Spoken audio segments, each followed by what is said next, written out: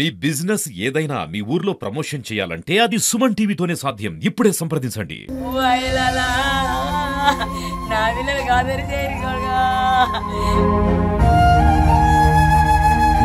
మీ నాన్న ఇప్పుడు లేడు, మిమ్మల్ని ఎవరు చూసుకుంటారు? మీ తాతనా? మీ అమ్మ ఎడుకుంది మరి? జైల్లో ఉన్నది. ఎందుకు? చెప్పింది.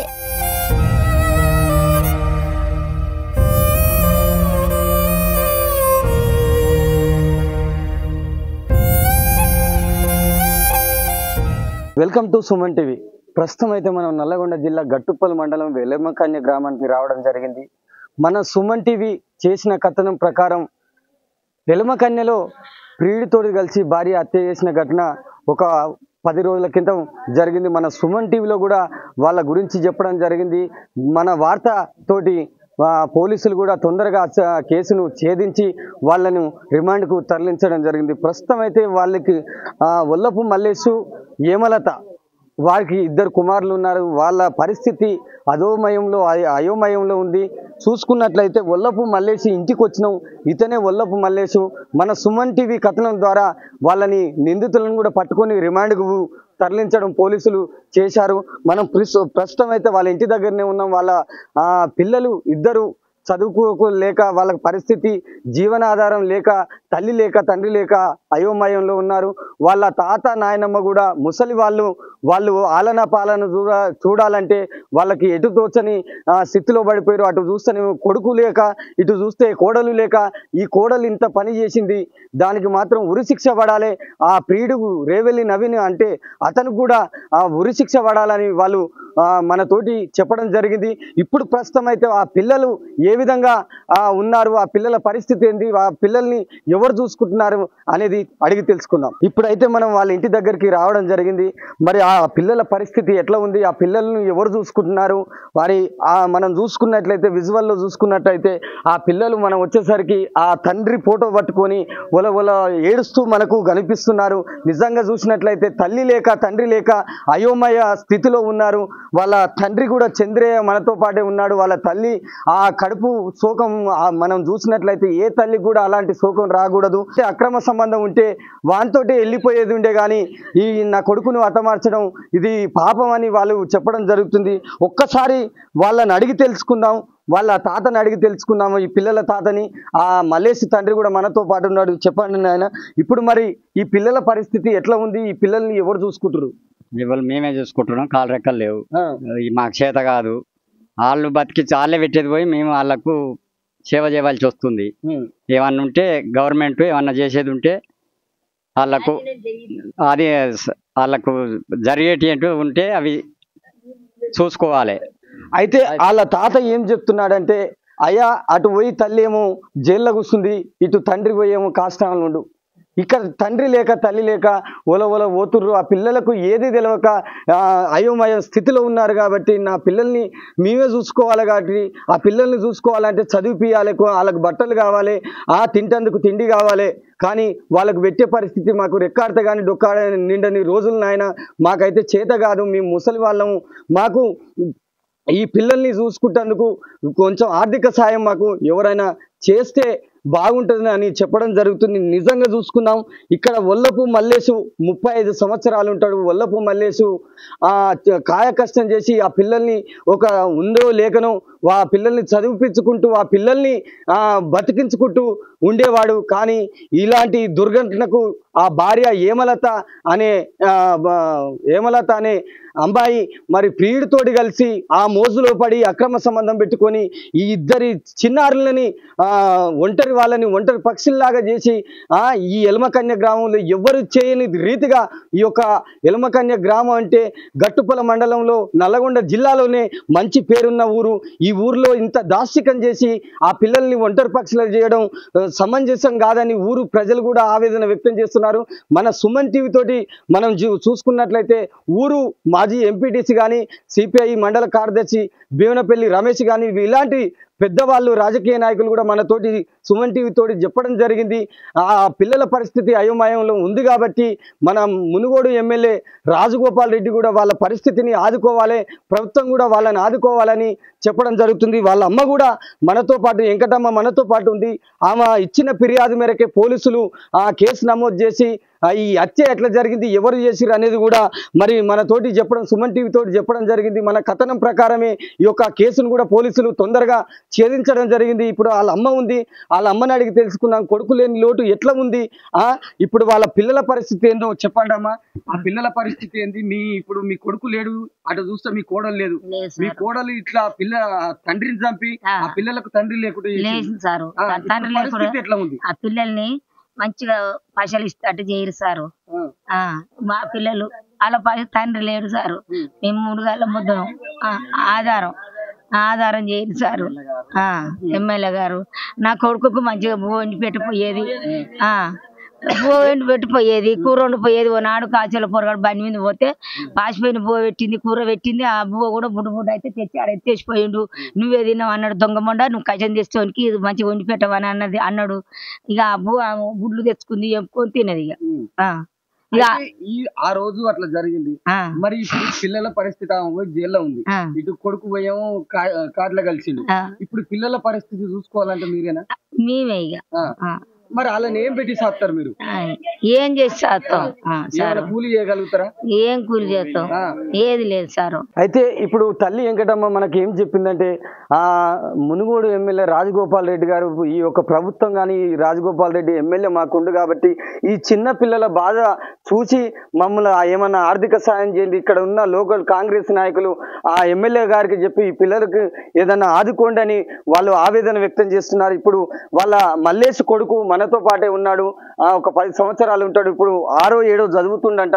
మరి ఆ పిల్లగాన్ని అడిగి తెలుసుకున్నాం, మరి వాళ్ళ అమ్మ కావాలన్నా వాళ్ళ తండ్రి కావాలన్నా అని అడిగి తెలుసుకున్నాం. చెప్పునానా, ఇప్పుడు మరి మీ నాయన లేడు, మీ తల్లి మీ అమ్మ లేదు, మీరు ఎవరి దగ్గర ఉంటారు? మా నాన్నమ్మ తాత కూడా. మీ నాయనమ్మ మీ తాత దగ్గర ఉంటారు. అయితే ఇప్పుడు మీ నాయన కావాలన్నా మీ అమ్మ కావాలన్నా? మా నాయన. ఎందుకు? మీ అమ్మ వద్దా? ఎందుకు? ఏం చేసింది మీ అమ్మ? చంపింది. ఎవరిని? మా డాడ్ని. మీ డాడ్ని. ఇప్పుడు ఏడ ఉంది మీ అమ్మ? జైల్లో. మరి ఆమెకు ఎట్టోటి శిక్ష పడాలంటారు? ఉరి శిక్ష పడాలంటారు. నువ్వు ఇప్పుడు మరి మీకు ఎవరన్నా సాయం చేసిరా?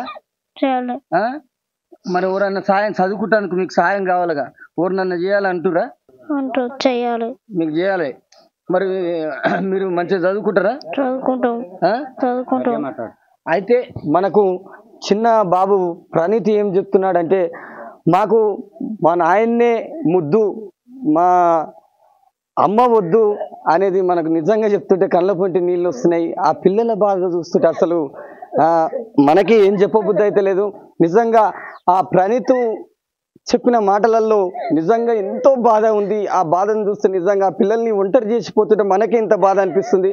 ఆ పిల్లల్ని ఎట్లా ఒంటరి చేసి పోవాలనిపించింది ఆ తల్లికి. ఇలాంటి తల్లి ఉంటేంది లేకపోతేంది అని ఈ సమాజంలో బతికి కూడా వేస్తూ ప్రియుడు మోజులో పడి, ఆ రేవెల్లి నవీన్ అనే దుర్మార్గుడి మోజులో పడి కూడా ఆ తల్లి ఈ యొక్క తండ్రిని చంపడం జరిగింది, భర్తను చంపడం జరిగింది. ఈ పిల్లలకు తండ్రి లేకుండా తల్లి లేకుండా చేయడం జరిగింది. నిజంగా ఈ పిల్లలను చూస్తే మనకే సుమన్ టీవీ నుంచి చాలా బాధాకరంగా అనిపిస్తుంది. ఇప్పుడు మాట్లాడితే కూడా మనకు మాటలు రావడం లేదు. ఈ సుమన్ టీవీ ద్వారానే, మనం చేసిన కథనం ద్వారానే వాళ్ళు హత్య చేసిరు, కోడలు ఆ ప్రియుడు రేవెల్లి నవీన్ హత్య చేసిరని పోలీసులకు తెలవడం జరిగింది. వాళ్ళు తొందరగా ఈ యొక్క కేసును ఛేదించి మరి వాళ్ళని రిమాండ్కి తరలించడం జరిగింది. నిజంగా మనం చిన్న బాబు ఉన్నాడు ఇక్కడ, భానుప్రసాద్ అని చిన్న బాబుండు. ఈ అబ్బాయి మనకు చెప్పిన ప్రకారమే మన దగ్గర విజువల్స్ కూడా ఉన్నాయి. ముందు వచ్చిన కథనంలో ఈ అబ్బాయి భానుప్రసాదే. ఎవరెవరు ఏం చేస్తున్నారు, ఎవరు వచ్చారు ఇంట్లోకి, ఎట్లా జరిగింది అనేది ఈ అబ్బాయిని అడిగితే మన తోడి చెప్పడం జరిగింది. నిజంగా ఒక్కసారి అడిగి తెలుసుకున్నాం. ఆ భాను చదువుతున్నావు నాన్న? First class. నీ పేరు భానుప్రసాదా? మీ నాన్న ఎక్కడ పోయిండు? చచ్చిపోయిండు. ఎవరు చంపారు? మీ అమ్మ చంపిన. అది ఎందుకు చంపింది? మీ నాన్న ఇప్పుడు లేడు, మిమ్మల్ని ఎవరు చూసుకుంటారు? మీ తాతనా? మీ అమ్మ ఎడుకుంది మరి? జైల్లో ఉన్నది. ఎందుకు? డాడీ చంపింది. మీ డాడీని చంపినందుకు జైలు వేసినారు. మీకు చదువుకుంటానికి డబ్బులు కావాలిగా, ఎవరన్నా సాయం చేసిరా? మరి మీకు సాయం కావాలిగా, మరి అడుగు, మీకు ఏం సాయం కావాలనో నువ్వు చదువుకుంటానికి చెప్పు, ఇలా చెప్పు. నిజంగా మనం చూసుకున్నట్లయితే ఆ పిల్లల పరిస్థితి, నిజంగా ఆ పిల్లగాడు ఏడుస్తుంటే కళ్ళ పొంటి నీళ్ళు ఆగుతలేదు. ఆ పెద్ద బాబు ఏడ్చినప్పుడు కానీ నిజంగా ఇట్లాంటి ఘటనలు ఈ సమాజంలో జరుగుతున్నాయి అంటే నిజంగా ఉన్నట్లయితే ఈ బాబు నిజంగా ఈ పిల్లల్ని చూస్తే మనకే బాధ అనిపిస్తుంది. ఆ దుర్మార్గురాలకి, ఆ దుర్మార్గునికి నిజంగా ఆ పిల్లలు ఎక్కడ పోతారని ఒక ఆలోచన, ఒక మందబుద్ధి ఉపయోగించి ఆ మల్లేశుని చంపడం జరిగింది. విలవిల కొట్టుకుంటూ ఆడు గొంతు అంటే రేవెల్లి నవీన్ అనేవాడు గొంతు పట్టి, గొంతు మీద టవల్ పెట్టి, ఆ మూతి మీద టవల్ పెట్టి నొక్కి గుండె మీద కాలు పెట్టి తొక్కడం జరిగిందని ఆ ఇంట్రాగేషన్లో పోలీసులతో చెప్పడం జరిగింది.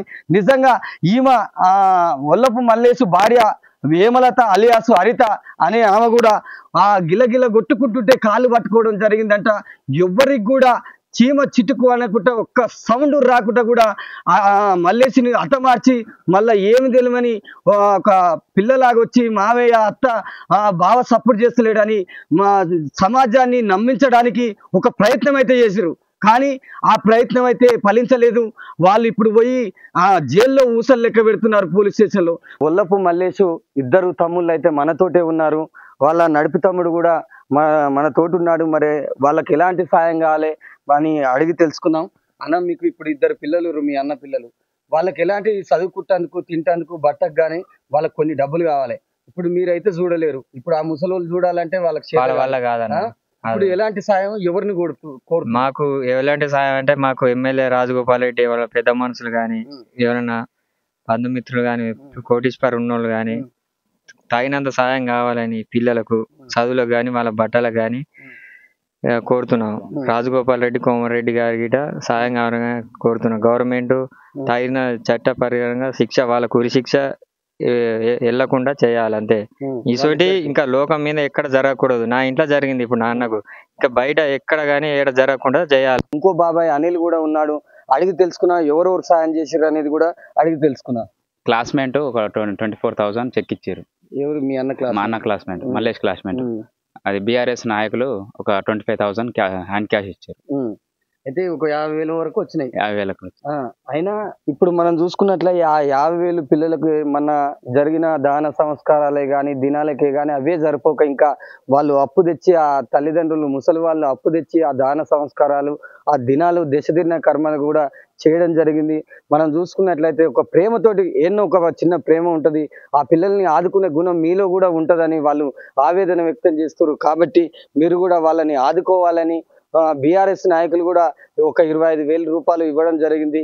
వారితో పాటు వల్లపు మల్లేశు స్నేహితులు కూడా ఆ ప్రేమతోటి, దయాగుణంతో ఆ పిల్లల్ని ఆదుకోవడం జరిగింది. ఆ దశదిన కర్మ ఖర్చులకు, దాన సంస్కారాలకు కూడా మరి ఇవ్వడం జరిగింది. మీరు కూడా ఇంతో అంత కొంచెం సాయం చేసి ఆ పిల్లల్ని ఆదుకోవాలని కోరుకుంటూ కెమెరామ్యాన్ సంజీవతో మహేష్, ఎల్మకన్య.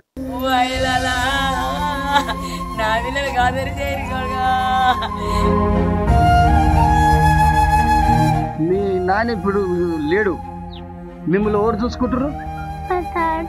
మీ తాతనా? మీ అమ్మ ఎడుకుంది మరి?